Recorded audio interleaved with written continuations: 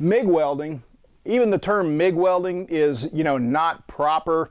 Gas metal arc welding is the proper terminology. I don't like saying that many words. Everyone talks about it, refers to it as MIG welding. That's what we're going to do. I've got this little 210 MVP welder sitting on this big 2-bottle welding cart that I built recently. It's just sitting here temporarily, but I want to talk about this multi-voltage plug for a minute. It's really easy to swap from 115 to 230 volt. And it's a really good idea for, somebody that is starting out that doesn't right now have 230 volt power but wants to get it one day. And it just allows you to use it for a 115 volt welder, and it's a really strong one. And then when you do get your wiring done, you just swap plugs in and you got the full power of the machine. So this particular machine has a welding guide, a chart on the inside. A lot of machines have that, and it's nice to have. It can save you a little time. It's not the Bible. It's not carved in stone. It's not going to work for everything. It's just a starting point. But a starting point is a good thing to have, rather than just going, playing blind archery, right? So, for instance, today I'm using 75-25, 75 argon, 25 CO2, and I'm using 030 wire. That's 0.8 millimeter wire. And I can look on the chart, and it's gonna give me some recommendations just depending on what thickness metal I'm welding. Say if I was welding 1/8 inch thick, which is 3.2 millimeter thick, my settings would be 4 and 40. This doesn't read out on the front here, doesn't read out an actual voltage or actually inches per minute of wire feed speed. It reads out just numbers, arbitrary numbers, and a lot of machines are like that. The settings on the front don't really mean anything other than a scale, a reference point.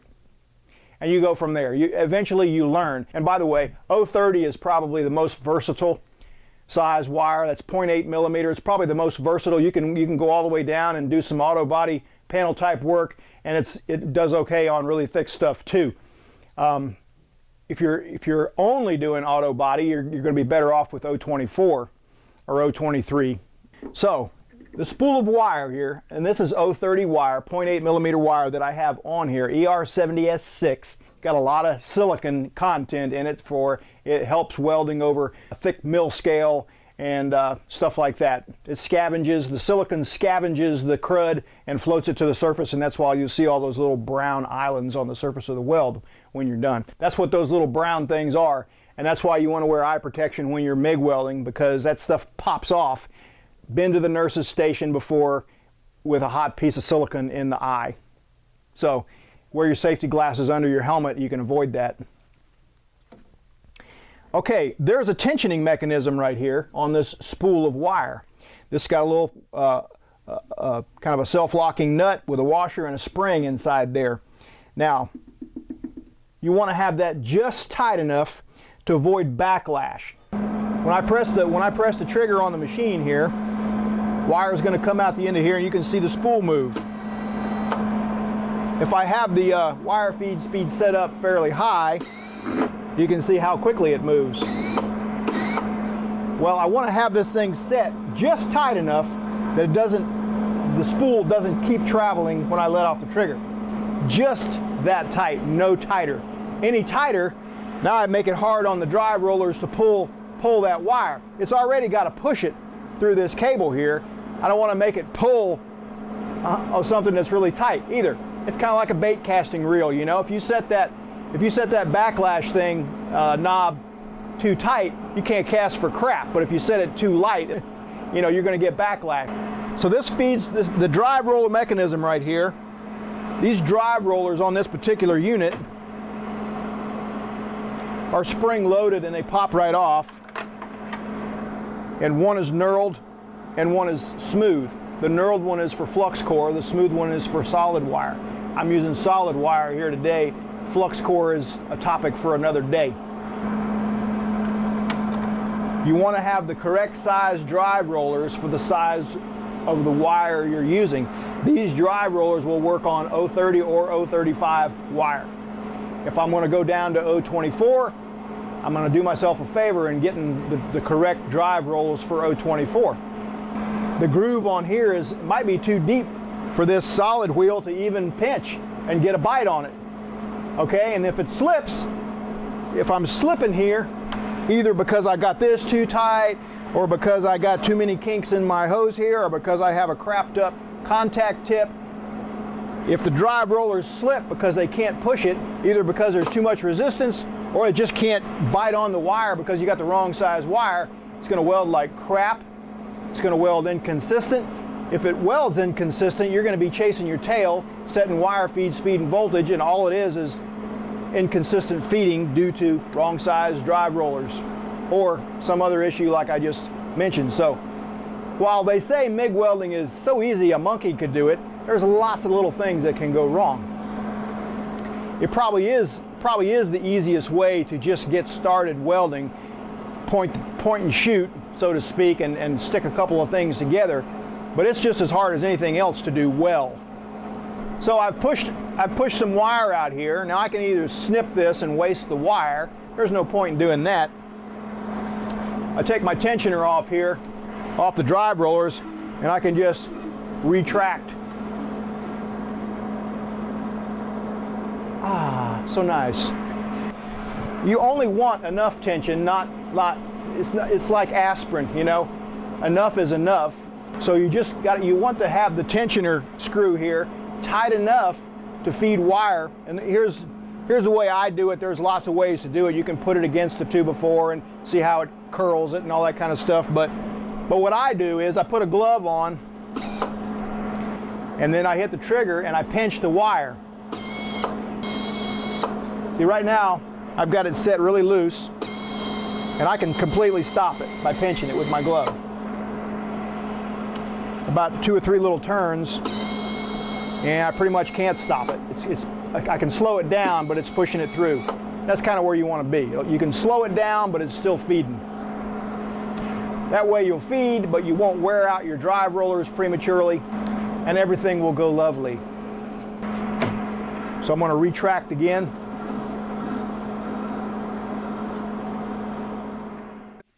Another thing worth mentioning, and it's on the chart here of this welder, but it's not mentioned on every machine, is that different polarities are required for solid wire versus flux cord wire. There have been a lot of machines that have been sold on Craigslist because people didn't think they welded good when all it was the polarity was wrong. So make sure you're using electrode positive for solid wire and DCEN electrode negative for flux cord wire. And on this machine, all you do to swap polarity is just make sure that the wire going to the power block there is the correct one, and you just swap them if they're wrong. Undo the little terminals and swap them out, and that's all there is to it. This is the ground clamp that comes with this particular machine. It's crap. Okay, it's like a dollar store set of jumper cables or something like that. MIG welding especially, more so than other processes, MIG machines need a really solid ground, not an intermittent ground, not a ground like if you lay this on the table and you can see it getting hot in places and sparking here and there and all that kind of stuff. Here's the deal, okay? A basic MIG welder like this, it feeds out wire and you got a voltage setting. There's no internal sensors to tell when you lose your ground to stop the wire from feeding for a microsecond or something like that. It keeps pumping out wire, and so you get that drive-by shooting sound, you know. You start and you get rough starts all the time, you pap pap pap pap, and before you finally picks up a good ground and everything's smooth and you're like, wow, what's up with that? Or you're welding along and it just stutters here and there, you know, and you go over and you adjust the voltage, you adjust the wire feed speed. You just need a good ground. Now, if I have a crappy ground like this, oftentimes I'll take a little bare wire and kind of make it better. I'll clamp the bare wire onto the workpiece, and now I've got hundreds and hundreds of little contact points that will keep me from losing a ground.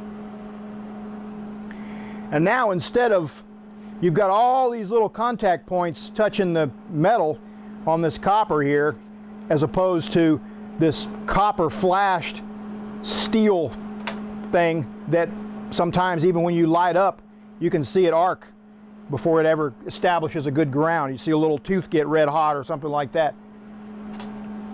So while this might be ugly, it sure does work. Another thing that's really important is your stick out.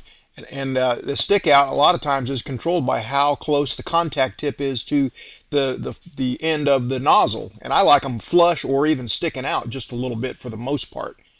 You'll get machines where they're recessed back in there a good 1/4 inch, and sometimes you have to either buy a new tip, a new contact tip to make it longer, or even trim the nozzle.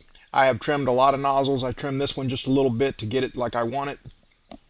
For me, it's worthwhile.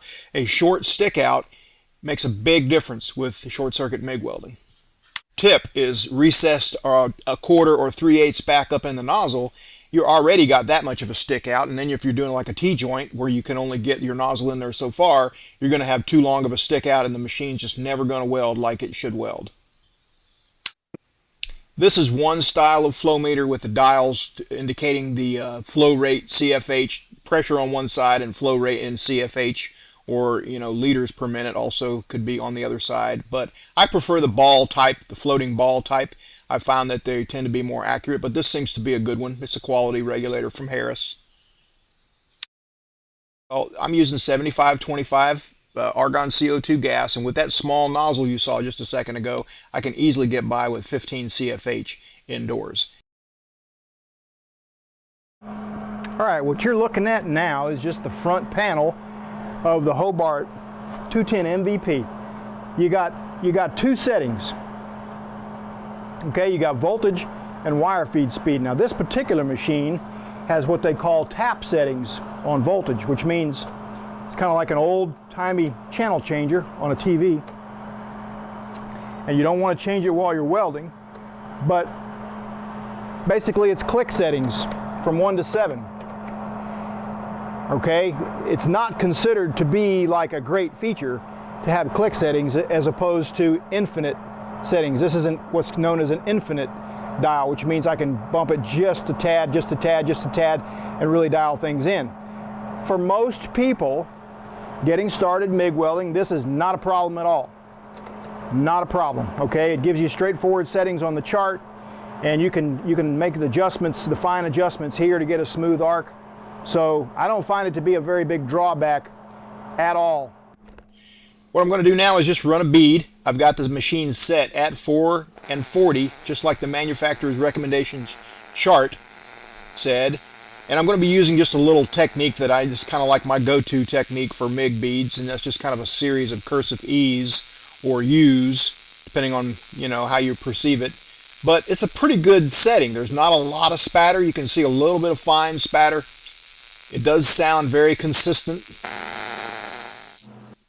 And it produces a decent bead, and it could be better with a little adjustment of technique. Right now I'm going to lower the wire feed speed down to the 25 setting and listen to the difference in sound.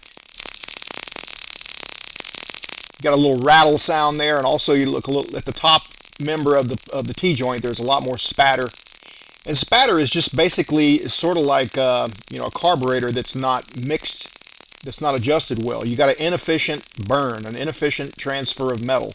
So you've got spatter being expelled outside the puddle, and it can happen from too little wire feed speed or too much wire feed speed. All right, we'll look at that in just a second. You can see there's quite a bit of spatter on the top member there from turning the wire feed speed down to a setting that's pretty low. Now we go all the way down to 20, just a little bit more, and we start getting this hissing. It's still welding, still got a puddle going, but definitely not an efficient burn. Don't have anything close to a bacon frying sound. That's because that wire is burning off and almost burning back to the tip at times before it finally reaches the puddle. This is not good. Now we're looking at too much wire feed speed, all the way up to 60, and actually it's freezing the puddle to where that puddle looks almost like pudding or jello or something. It's more viscous or thicker because there's just pumping too much wire feed speed in there, and the arcing doesn't provide enough heat to make it wet out. So this is not really a good situation either.